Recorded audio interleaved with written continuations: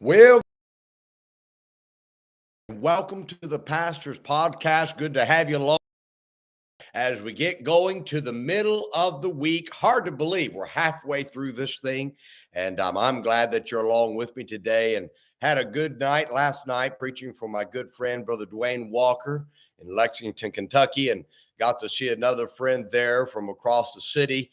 And it's always exciting to get to see some friends that are still standing for the old time religion. And I can tell you right now, it is real.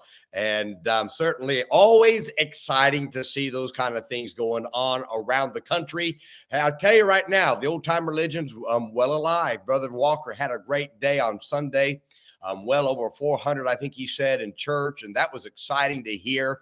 Don't tell me that you can't build an old time religion church in 2022. It can happen. It happens all over the place. And we just don't hear about it as often as we should.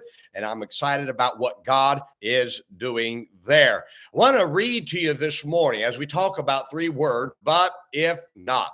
In Daniel chapter 3 and in verse 18, the scripture says, "But if not, be it known unto thee, O king, that we will not serve thy gods, nor worship the golden image which thou hast set up."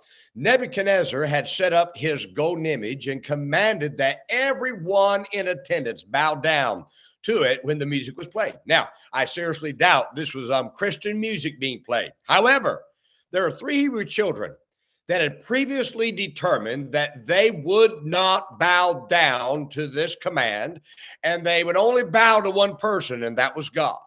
Now, when word came to Nebuchadnezzar that these three Hebrews would not bow, he gave them another chance. He made it clear, though. He says, if you don't bow, he says, I will heat up that furnace and I'll throw you into that furnace and I'll kill you.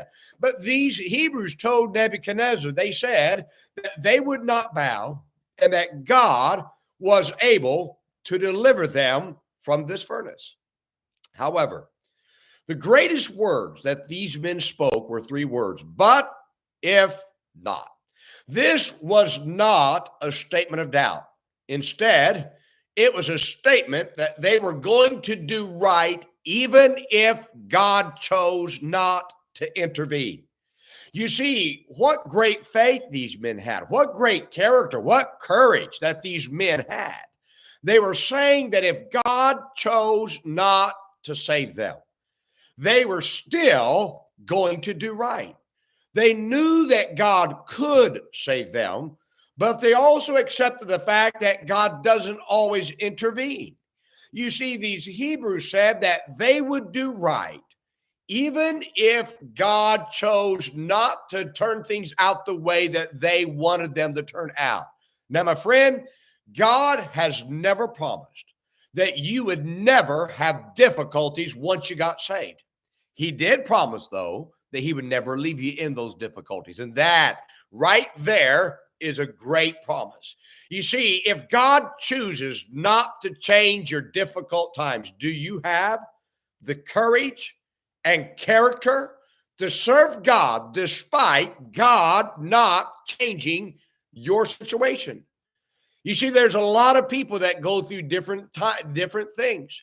And we so badly want God to change our situation. But what if he doesn't? Let me give you some thoughts. First, when the but if not happens in your life, God's still God.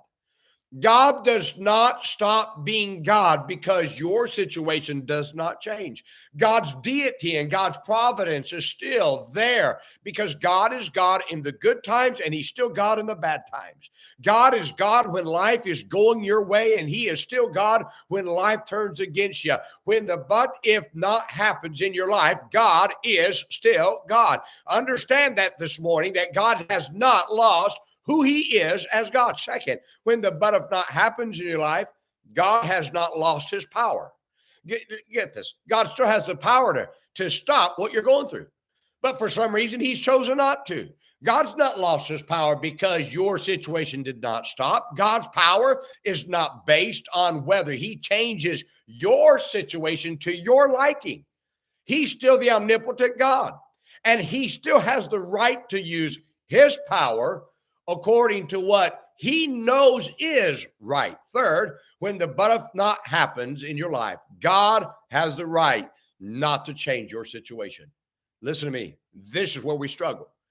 God doesn't have to get our permission to do what he knows is best in life. You see, we're God's creation. He saved us to serve him. And he saved us for his pleasure. So he has every right to do in our life what he chooses to do. And his choosing, listen now, is always right. Fourth, when the but if not happens in life, you must still choose to do what is right. Now, the test of your character and loyalty to God is revealed when you continue doing right, even if he chooses not to change your bad situation. You'll serve God for your whole life if you choose to serve him. If you say, don't matter if the but if not happens, I'm going to serve him. Now, you have to make that determination, my friend. That's the key, is we have to choose and say, okay, whether or not God decides to change what I'm doing, I'm going to do what's right. That's the key. That's the secret. Oh, I hope that you get this, because too many a person, they serve God when it's easy, but then they quit when it gets hard. Listen to me. Don't you understand that God has a right to do in our life? There's a lot of times in our lives he doesn't change it. But can I tell you this? He knows what he's doing, and everything works together for good. So let's just trust the God who knows tomorrow. And let's, like the Hebrew children, say, but if not, I'm going to still do right. Still go to church.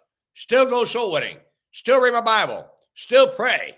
Still do what is right to do. Not quitting on God. You got to do what's right all the time. My friend, I hope this is a help to you today. Now, remember today, hey, be good to everybody. Everybody's having a tough time. Have a great day, my friend.